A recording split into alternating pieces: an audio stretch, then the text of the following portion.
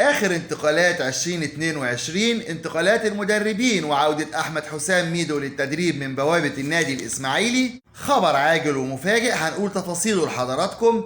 أحمد حسام ميدو بجهاز فني كامل إسماعيلاوي ما عدا عنصر واحد من خارج نادي الإسماعيلي.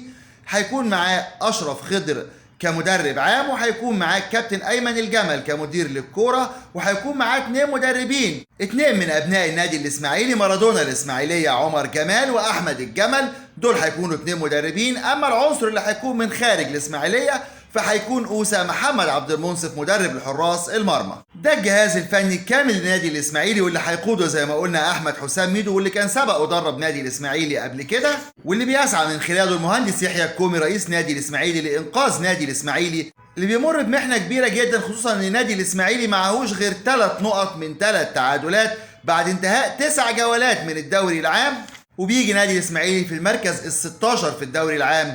قول لنا في التوقعات، يا ترى تفتكر احمد حسام ميدو ينجح مع نادي الاسماعيلي وينتشلوا من المكان اللي هو فيه، ولا يستمر الاسماعيلي على نفس المستوى ويغادر ميدو كما جاء؟